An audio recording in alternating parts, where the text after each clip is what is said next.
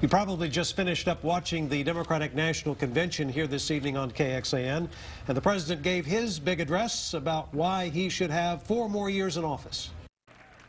But know this, America, our problems can be solved. Our challenges can be met. The path we offer may be harder, but it leads to a better place, and I'm asking you to choose that future. I'm asking you to rally around a set of goals for your country. The president said it will take more than a few years to solve challenges that have built up for decades.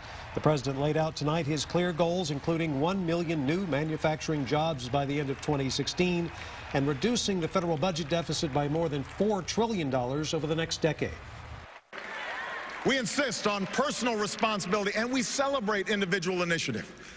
We're not entitled to success. We have to earn it. We honor the strivers, the dreamers, the risk takers, the entrepreneurs who have always been the driving force behind our free enterprise system, the greatest engine of growth and prosperity that the world's ever known. Tonight, viewers also heard from Caroline Kennedy and Vice President Joe Biden, but all eyes were on the president as he closed out the convention in Charlotte. Our Shannon Wolfson watched this speech tonight with a group here in our studio. She's here to give us their observations. Well, you know, leading up to this speech, the president made clear that he would be focused on the future and looking forward. He promised to lay out not only what he would accomplish over the next 4 years, but also how he would do it.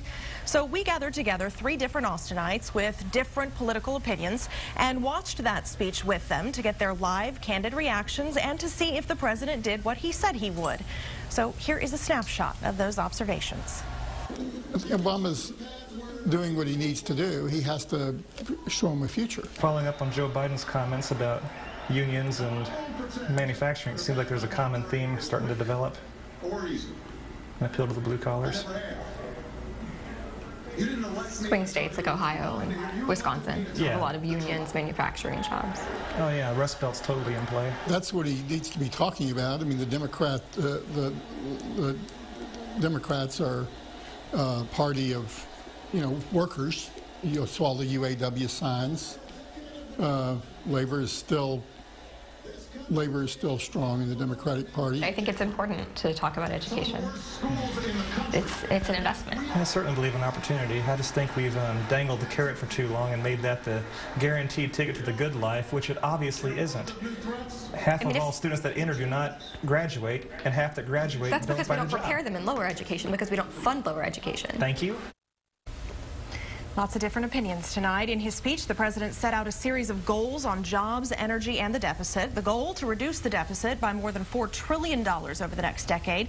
He says that is possible by investing in the economy what we are no longer spending on war. Now, one person who may not have been watching tonight was Mitt Romney, who told reporters earlier that he wasn't interested in hearing about, quote, a new set of promises the president was not going to keep. Back to you. All right, Shannon, thank you for that. You just heard what some people